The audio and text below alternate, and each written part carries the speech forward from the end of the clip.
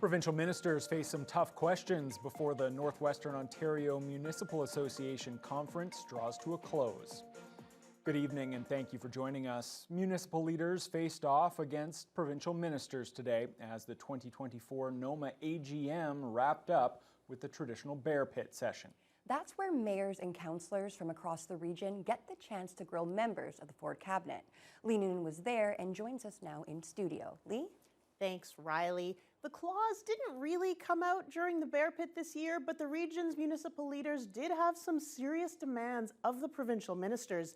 They wanted commitments on everything from international students to fisheries enforcement. 7 government ministers took the stage to face the region's municipal leaders and wrap up this year's NOMA conference. Mayors and councillors from across the Northwest lined up for a chance to ask their questions, citing millions in economic impact from spending by international students. Janet Hager, Deputy Mayor of Red Lake, wants a pushback against the federal cap on international study permits, something the Minister of Universities and Colleges says she's already doing. This morning we had a presentation on workforce planning. And one of the points was, how can we retain the international students who are studying here?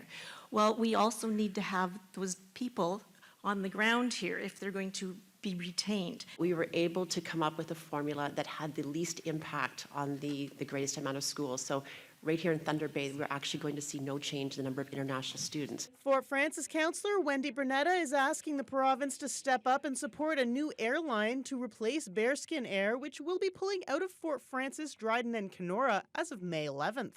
Will your government commit to providing financial support for a new carrier to provide reliable, affordable, convenient, scheduled passenger and freight air services to ensure the viability of these airports? Will we be in the business of the Government of Ontario Airlines? I don't think so. But I can say, I understand how consequential this is because my truck is parked in Winnipeg right now. Even the existing service was inadequate. Andrew Halikas, Mayor of Fort Frances, wants the province to increase enforcement of fisheries and labor regulations in international border waters. American fishing guides frequently take parties of American anglers who are accommodated in U.S. resorts directly into Canadian waters. This practice results in these anglers contributing no economic benefits to Canada while heavily utilizing our resources. Hear the concern loud and clear. I know our conservation officers have been looking into it. I don't think that they've kind of found anything, but I would qualify that with a yet. Forestry roads and the Terrace Bay Mill, cattle farming, and affordable childcare were among the many other issues brought up by local leaders on the final day of NOMA's 2024 AGM.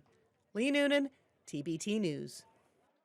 The Ford government is investing more than $2 million for a new Francophone public school in Marathon. Ontario's Education Minister Stephen Lecce was in Thunder Bay to make the announcement. Lecce paid a visit to the city's new French public school, which opened last September.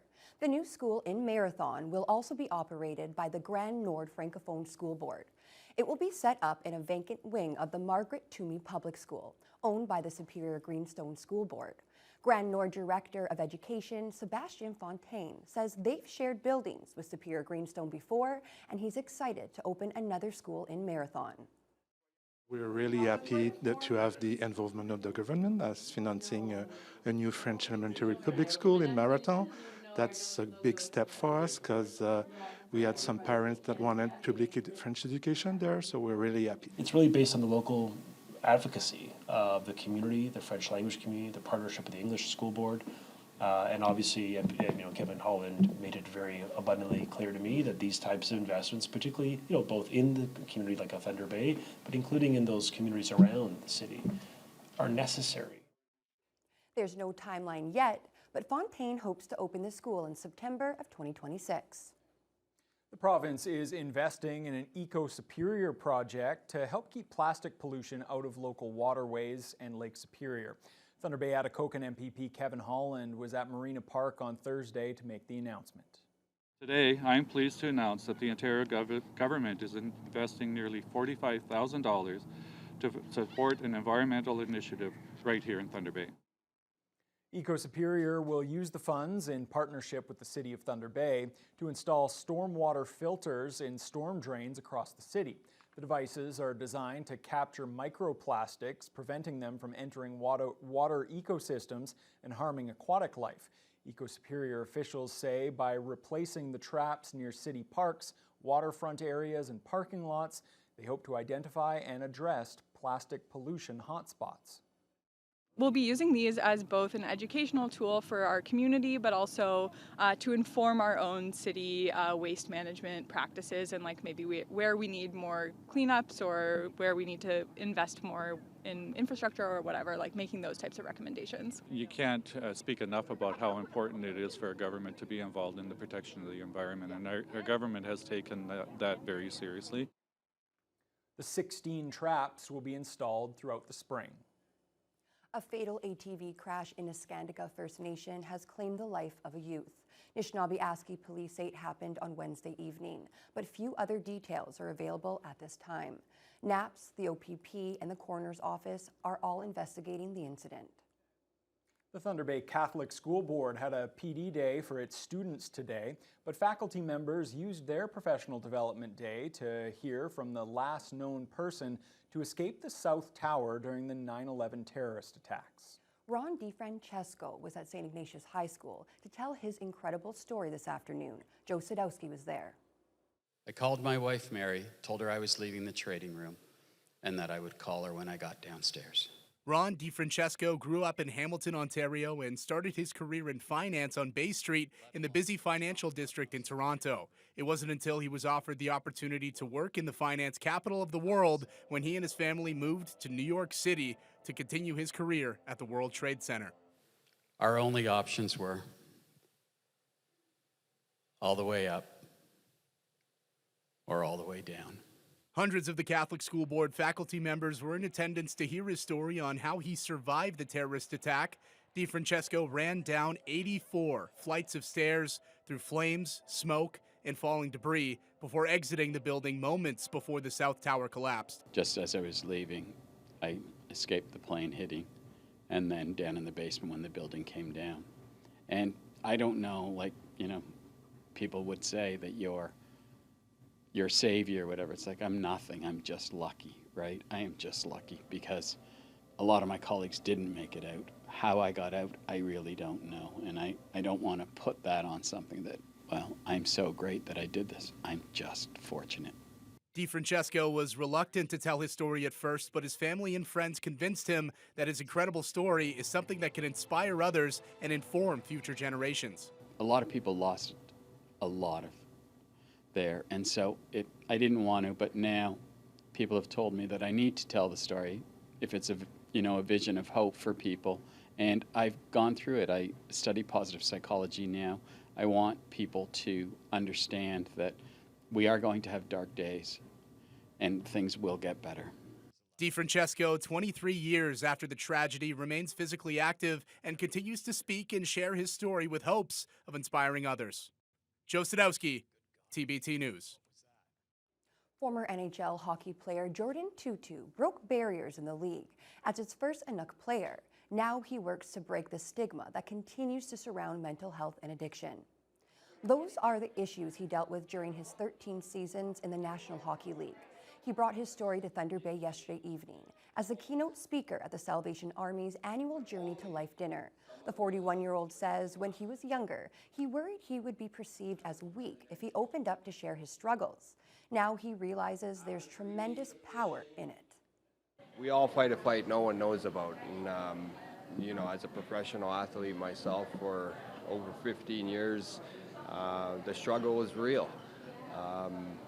The outside world didn't know about my story. Once you become comfortable and content in your own skin, you're able to share that story and hopefully help one person in the building. A lot of what we're dealing with in Thunder Bay right now is addiction and mental health. So many of the individuals that actually access our service will self-identify as dealing with mental health as well as addiction. Tootoo's now been sober for 14 years. He acknowledges that change doesn't come easily, but hopes sharing his story can inspire others to confront the demons in their lives. One of Thunder Bay's most prominent hotels has a new name. The Victoria Inn on Arthur Street is now officially known as the Superior Inn Hotel and Conference Centre. The hotel was originally called the Red Oak Inn when it first opened back in the 1970s. In 1993, the property was purchased by a Winnipeg firm that renamed it the Victoria Inn. Now, the new ownership group, which bought the hotel last spring, has decided to change the name to the Superior Inn. Naganayang is a limited partnership between the Morris Group, Mishipakatan First Nation near Wawa, and Nekachawinin First Nation on Lake of the Woods. Hotel General Manager Liz Mastia says the owners also wanted the Indigenous word Gitchagami on the new signage. Yeah, so the name change comes from a connection to Lake Superior. To our owners, proudly featuring the name Gitchagami, which means great water in Ojibwe, brings forth the tradition and the Indigenous heritage of our area. The name of the restaurant inside the hotel has also been changed from Chicago Joe's to the Lake and Spruce. Golf season is right around the corner for users of the two city-owned golf courses. Strathcona and Chapels golf courses opened up their driving ranges yesterday for avid golfers to get a head start before golf season is in full swing. As of right now, the driving range at Chapels is using mats for golfers to hit off of until the course fully opens and the grounds crew has everything ready for opening day. Both Strathcona and Chapels are expected to be open to the public on May the 8th, about 1 week earlier than normal. Golf Services Supervisor Pat Berzowski says the mild winter has made the conditions above his expectations for this time of year. You know what? I've never seen conditions especially greens. They look phenomenal at this time of year. There's really no dead spots on the greens. They're healthy. They look good. We're starting to groom them this week to bring them down to a good putting height, so we've got some speed to start out with. And yeah, just phenomenal. Can't be concerned about that at all. Well, May 8th is the expected start date. Berzowski says if Mother Nature is kind, golfers may even see an earlier opening. A Thunder Bay man says he had to check his winning lottery ticket 3 times before it finally sunk in that he was a brand new millionaire. But it was real. 62-year-old Jonathan Seville won $1 million in last month's Lotto 649 gold ball draw on March 27th. His wife wasn't convinced either at first. She thought he was lying when he texted her the big news, and she even made him count the zeros. Seville says the couple has experienced some health problems, so this will no doubt ease some financial burden. He plans to put the money into his retirement fund. And speaking of new millionaires, the Regional Health Sciences Foundation has announced its latest Thunder Bay 50-50 winner. Thunder Bay's Charles Paxton got the call from Foundation CEO Glenn Craig today, telling him about the $1.3 million windfall. And then, in a bit of a twist, Craig had to make a second call. Take a look. Do you know what we do Fridays at 11 a.m.? No. We draw the Thunder Bay 50-50 winner. Okay. So we just did that.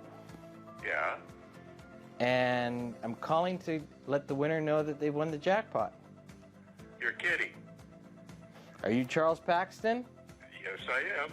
You have just won $1,385,850, Charles.